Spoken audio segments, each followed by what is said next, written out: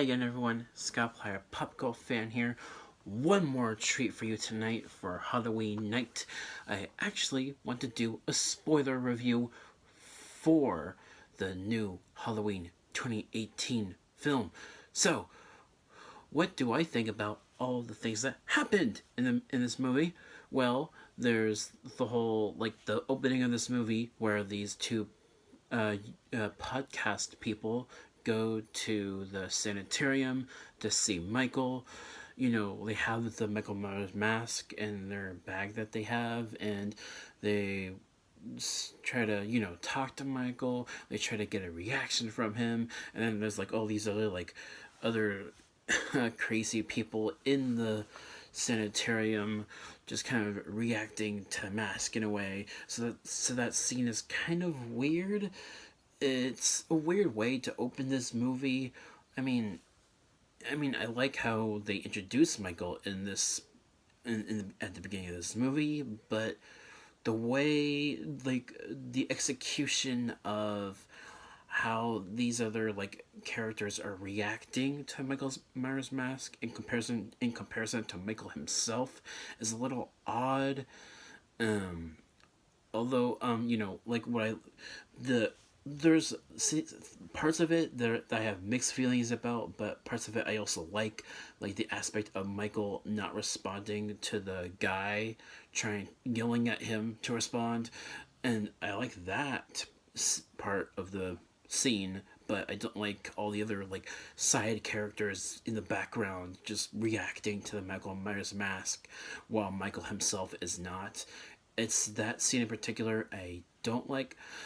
But and then once these podcast people go to this gas station, that is a really good moment. I really love how I really like how Michael just goes on a killing spree in this gas station, killing people left and right, and especially ripping a guy's teeth out and then dropping him in that little bathroom stall. And I love that scene. And then the Michael killing the podcast people and in the bathroom is it's crazy. It's intense and it's awesome. And then it kind of goes. Oh, and before that, actually, the podcast before they go to the gas station, they do meet up with Laurie Strode, and that's how Laurie is introduced. They kind of introduce her in a way that she's kind of living by herself in her very Home Alone-esque built set up trap kind of place. She's living alone in this house that is set to trap Michael and kill him, basically. And that's really where the climax of the movie is, too. So we get the introduction of that house with Laurie living in it first, with the podcast people visiting her. And then, the podcast people leave, go to the gas station, get killed. Michael gets his mask. Awesome. And then we visit Laurie's family, her daughter, Judy Greer's character, and then Judy Greer's character's daughter, Allison, and it's the whole part, and then, the rest of the movie just kind of folds after that with Allison and her friends. That's where the part of the movie falters for me. It's just some of the teen drama between Allison and her friends, the whole party dance, the drama that she has, oh, I like him, but he doesn't like me, things like that. It's just that teen drama I could do that doesn't really need to be a part of this movie. And this movie, it focuses on her a little bit too much. It focuses on the Allison character a little bit too much, but that's okay. Because really this movie is all about Laurie and how she's kind of, she's very paranoid in a way. She lived her life that way, and because of that, her family also lived that way because Laurie trained them to fight. And I do really like that kind of family dynamic. That's kind of a dysfunctional family dynamic that is much better than what they did with the Rob Zombie remake Yay, much better. But yeah, the I like that aspect of the movie, and also how it leads into what happens in the climax of the movie, which I'll get to. And then, of course, like throughout this part of the movie, we get introduced to some Allison's friends, and then they eventually get killed by Michael. And especially, this is the scene that I hear gets a lot of controversy. Well, not controversy, but a lot of criticism. It's when I forget her name, but the blonde girl that's babysitting this African American boy. I know people seem to really not like this moment. I mean, personally, like when I saw it in the theater, I genuinely laughed. I liked I liked the way they were kind of like speaking to each other. I mean, I understand that the jokes with them kind of undermine the more intense moment of Michael eventually killing this girl. But something about this little African American boy, the way he spoke to his babysitter, something about that I just really laughed at. I mean, I understand that the scene was supposed to be intense, and they were joking the whole time, so it did break from the experience of that intensity of building tension to Michael eventually killing this girl. I understand that, but for me personally, I just really enjoyed these two just talking to each other. It was amusing for me. And then when Michael actually killed this girl, it was a little surprised. I wasn't surprised, but I was a little kind of, oh man, I really liked these two, the way they were, just the way they talked. I enjoyed it. I know some people seem to really not like this part of the movie, but I actually enjoy it, and it kind of makes me feel sad for the little boy. And then, like throughout the next part, next few parts of the movie, there's where that boy, the teenage boy, is kind of following Allison, and Allison is trying to get away from him. But then at the same time, Michael is following this teenage boy, and then they're in this backyard, and there's like these these auto lights that turn on and off whenever people get near.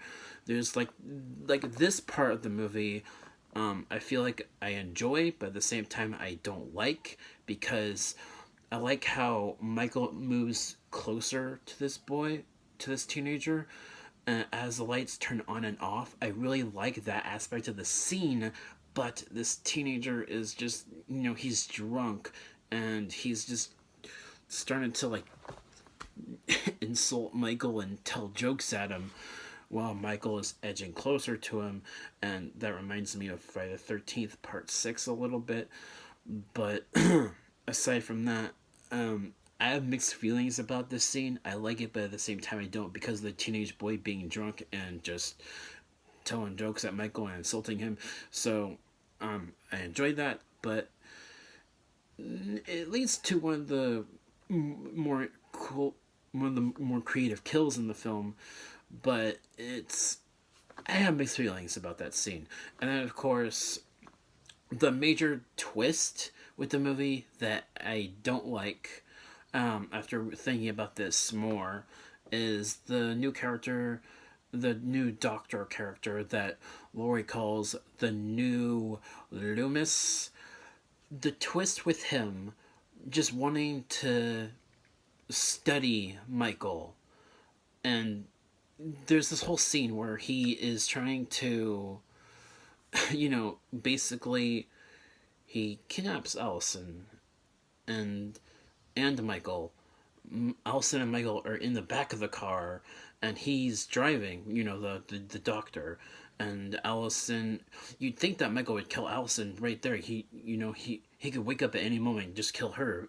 Well, they're in the back seat, but that never happens. And then once they get out of the car, the doctor takes Michael's mask while he's unconscious, and it's a weird twist. I don't get it. It's weird. The more I think about this, the more it bothers me. So that's complaint I have about the movie after thinking about it more, and it's a weird twist.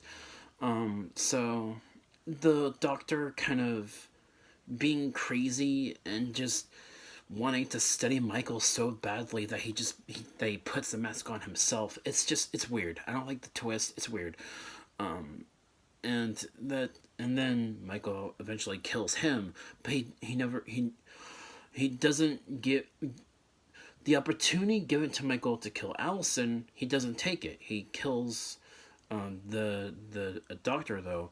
And also early in the film, there's that one tracking shot where the camera follows Michael from behind, and there's Michael killing this old woman in her house, and then there's that scene where he hears the baby, but he doesn't kill the baby, and I like that aspect of the character.